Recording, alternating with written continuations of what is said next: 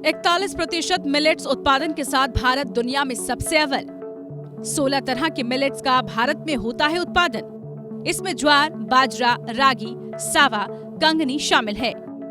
1% उत्पादित बाजरे का ही वर्तमान में हो पाता है निर्यात।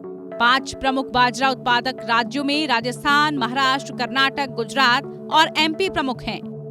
$12 अरब के बाजरे का साल 2025 तक देश में उत्पादन होने का अनुमान है। मोटा अनाज यानी मिलेट्स, जिन्हें हमारे यहाँ सदियों से खाने में शामिल किया जाता रहा है, ये भारतीय आहार का हमेशा से ही एक अभिन्न हिस्सा रहा है, जिसे अब मुश्किल ही आप हमारी हेल्दी डाइट में पाएंगे। ज्यादातर लोगों ने गेहूं का सेवन करना शुरू कर दिया और देखते ही देखते ये मोटे अनाज हमारी प्लेट से गायब हो गए। आपको बता दें, इन्हें मोटा अनाज इसलिए कहा जाता है क्योंकि इनके उत्पादन में ज्यादा मेहनत की जरूरत नहीं करनी पड़ती।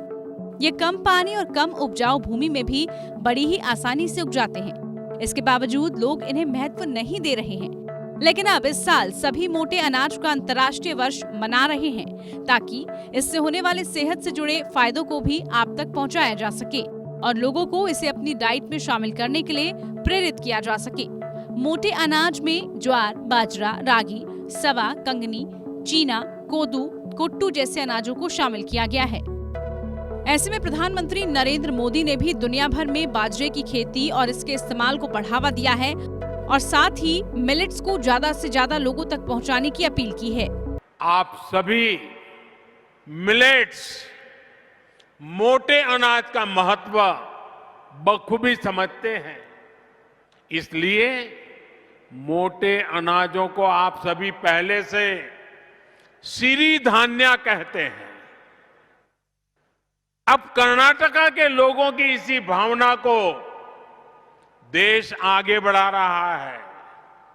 अब पूरे देश में मोटे अनाज को श्री अन्न की पहचान दी गई है। चलिए अब आपको बताते हैं कि आखिर क्यों मिलेट्स पर इतना जोर दिया जा रहा है। मोटा अनाज है इन गुणों से भरपूर। मोटे अनाज के सेवन से ब्लड सर्कुलेशन को बढ़ावा मिलेगा, वेट लॉस में मदद मिलेगी।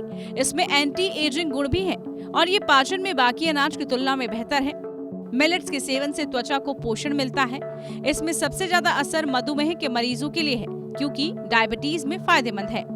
इसके अलावा मोटे अनाज के सेवन से बॉडी को डिटॉक्स करने में आसानी होती है। क्या है मिलेट्स क्रॉप की खासियत? मिलेट्स क्रॉप को कम पानी की जरूरत होती है। उदाहरण के लिए गन्ने के पौधे को पकाने में 2100 मिलीमीटर पानी की जरूरत होती है, तो वहीं बाजरा जैसे मोटे अनाज की फसल के लिए एक पौधे को पूरे जीवन काल में 350 मिलीमीटर पानी चाहिए होता है। रागी को 350 मिलीमीटर पानी की आवश्यकता होती है, तो ज्वार को 400 मिलीमीटर पानी चाहिए होता है। यहाँ दूसरी फसलें पानी की कमी होने पर पूरी तरह से बर्बाद हो जाती हैं। वहीं मोटा अनाज की फसल खराब होने की स्थिति में भी पशुओं के चारे में काम आ सकती है। मोटा अनाज है इन गुणों से भरपूर। ये ज्यादातर ग्लूटोन फ्री होने के साथ साथ मिनरल, विटामिन, एंजाइम और इनसॉल्यूबल फाइबर जैसे पोषक तत्व से भरपूर होते हैं। इतना ही नहीं, इनमें beta carotene, vitamin B6, folic acid, potassium, magnesium, जस्ता जैसे खनिज लवण भी काफी मात्रा में पाए जाते हैं, जो सेहत के लिए अच्छे होते हैं। इन सभी गुणों की वजह से आज के दौर में लोगों का मिलेट्स फूड्स की तरफ झुकाव बढ़ता जा रहा है। इससे न सिर्फ आपकी सेहत में सुधार होगा, बल्कि आप तमाम बीमारियों से भी निजात पा सकेंगे। Bureau report.